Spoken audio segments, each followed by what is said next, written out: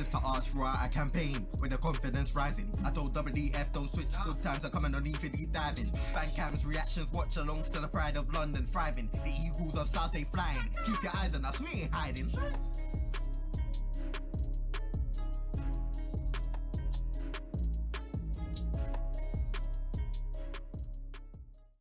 Yes, guys, big up everyone. Apologies for me not being around in last week's Transfer Weekly. I was very unwell, but I'm back now, and this should be back to our regularly scheduled programming.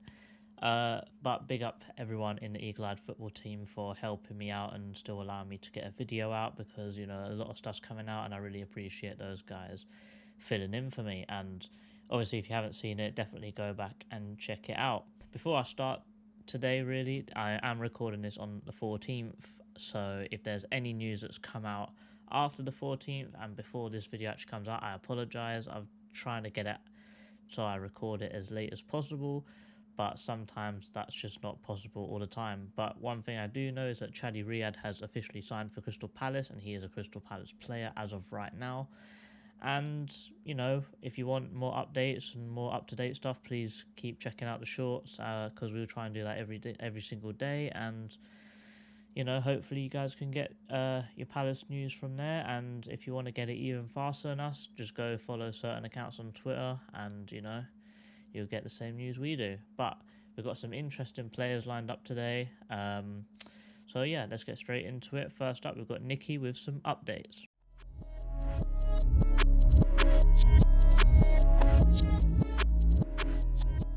Updates. So as stated, today is the 14th of June and it is the official start to the transfer window. Now I'm excited, as reports are suggesting there are a lot of teams that want to sign Michael Olise. However, he is apparently weighing up all options available to him and potentially giving Palace a chance to show some ambition in this transfer window, which could result in him staying another season at Selhurst. However, both Manchester City and Bayern Munich are joining the race to sign him, and let's face it, these teams are a joke when it comes to their ability to sign players, with Champions League football also guaranteed for these two teams. Meanwhile, Chadi Riyad has signed for Crystal Palace on a 5-year deal costing €15 million, which is a great deal for a player so young. I would say that go and watch episode 1 of Transfer Weekly to hear more about him, and the done deals will be on the way, or it might already be out depending on when this video comes out. Meanwhile, Daichi Kamada is apparently all done and is just awaiting for his media day for Palace to finish the announcement to then make it public. Reports are indicating that this is a 2-year deal on around 100k a week for a free transfer. Very, very good business, I'd say so. Also, check out episode 1 of Transfer Weekly, where you can hear more about Kamada. Other updates today include Kofi Barmer transferring permanently to Motherwell, a potential return on the cards to the Premier League for Jake O'Brien, and also interestingly, Crystal Palace have refused to let the youth players who represent Ireland represent the country. So something going on in the works there. And of course, our two England internationals, Ebere Eze and Adam Wharton, also being linked with lots of moves away. But of course, we will keep you updated as and when news comes out with our shorts. That's all for the updates.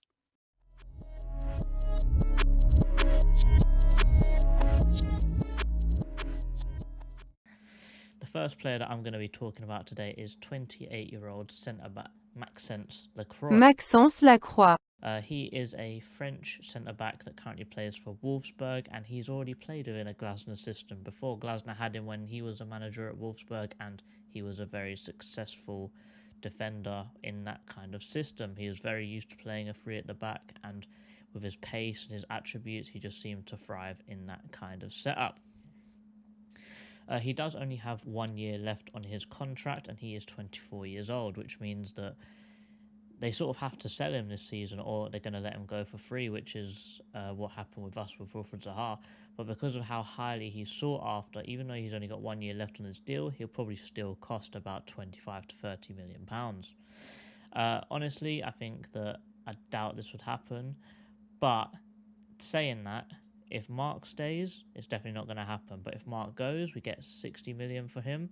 I do think that we could potentially spend almost half of that on a Mark replacement, because I think he's not as good as Mark, but he's definitely the kind of quality that we need in this team to really say that even though we're losing our best players, we're still replacing them with some people that are just as good and potentially could be better than him.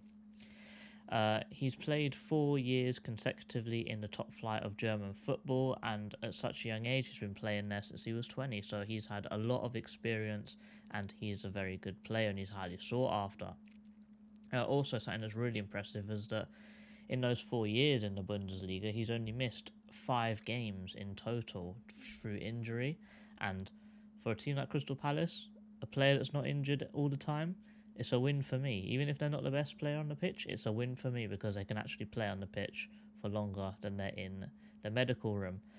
He's a 6'2" centre back, which is very confident on the ball. He's very physically strong, and he likes to take on him. He likes to take on his man, whether that's 1v1 defending or actually 1v1 dribbling. He likes to dribble past people and then also pick a killer pass, whether that be a long ball on the floor or in the air. He's able to do it. He's got a wide range of passing, and he's very good in the air as well. So he's an all-round centre-back, pretty young, so you might be able to get the best out of him for the next 2 or 3 years if you play your cards right. As seen in these 2 images here, he's able to pick up the ball, drive forwards for a few touches, and then pick a killer pass through 3 lines of defence straight to the striker for them to finish it off. Getting an assist as a centre-back from playing out from the back is absolutely incredible. Also, he's very light on his feet. He's able to pick up the ball, turn, and the ball sort of doesn't seem to hit him and bounce off of him. He seems to be able to control it and be able to do what he wants with the ball. As seen here, he's able to do a goal line clearance where a striker's bearing down on him. He's able to do a Cruyff turn on the goal line and then dribble away. So the amount of confidence and composure on the ball there for someone of his stature and someone of his age is just incredible. Someone that's 6'2" that can move their feet like that and have the calmness in their mind to pull off something like that is absolutely incredible. It reminds me of Mark a lot, really. And finally, if you look at this image here, he's being pressed by loads of strikers. He's under pressure. He gets rid of the ball. For us, we're thinking, he's got rid, it's all good. But no, it's not a get rid. It's a pass up the pitch straight to a striker who's able to turn and start an attack from the opposition's press. So he's got a lot of attributes to his game, and he's an absolutely incredible player. Honestly, with him not signing a new deal tells me he wants a new challenge, but because of the stature and the status of him as a player, I do think he'll cost about £30 million even with only 1 year left on his deal. I do think that Mark is going to be going, but we've apparently, according to certain reports, we are prioritising depth over first teamers at the moment.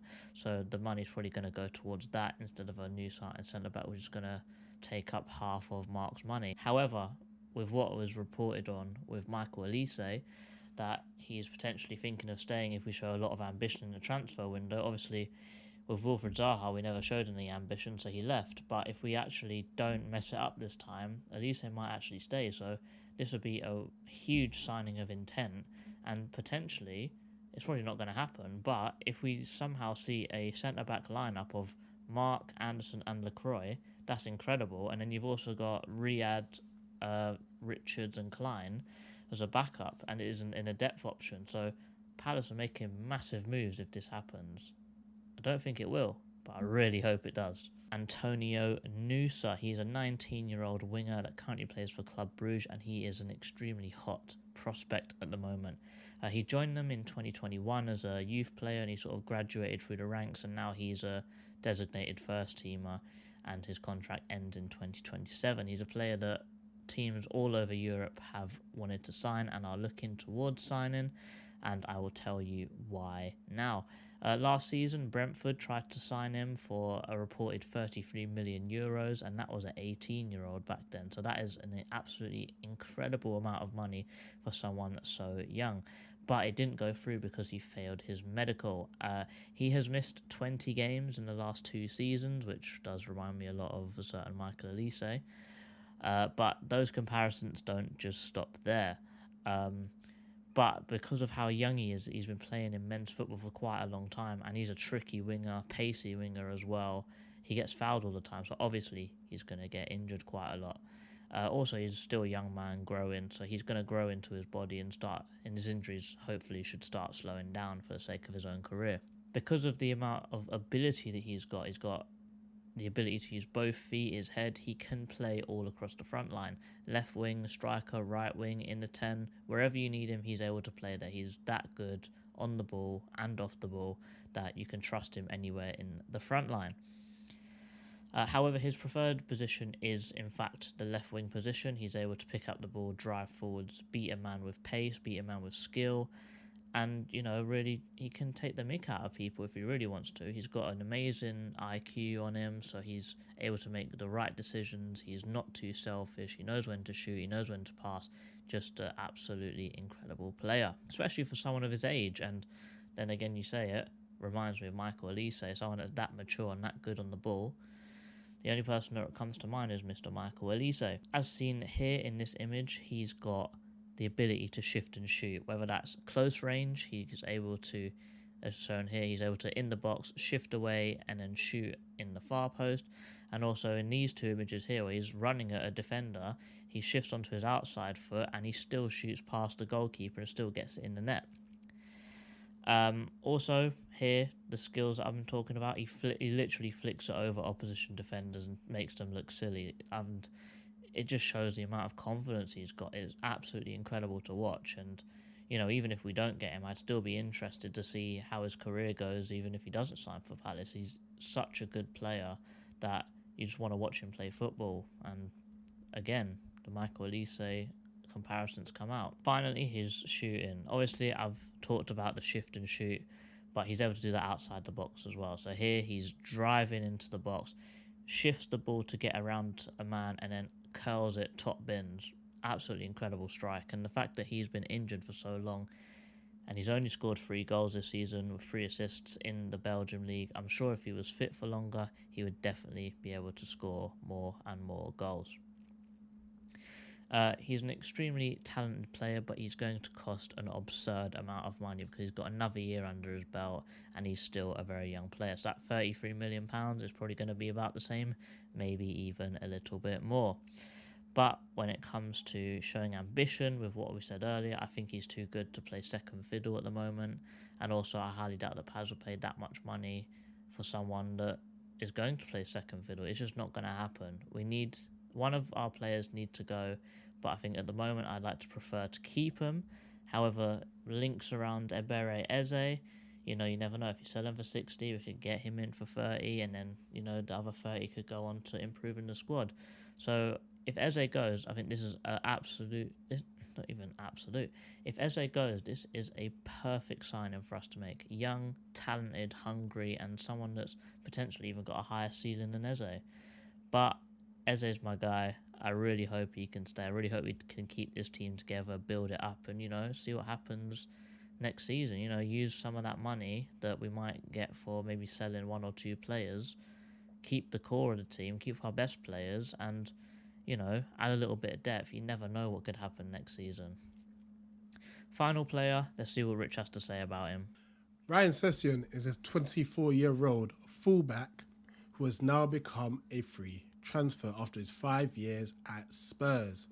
Reported by Edmund Brack, Crystal Palace are looking to sign the fullback as competition this summer after his release from Tottenham Hotspur. We were previously linked with the fullback after his spell at Fulham, where he had scored 15 goals and had 6 assists in the Championship, which is a fantastic return for a left-back/left winger. Comparisons with Mitchell as it stands, Mitchell may be defensively better, in my personal opinion, but I feel that Sessegnon is a lot better going forward.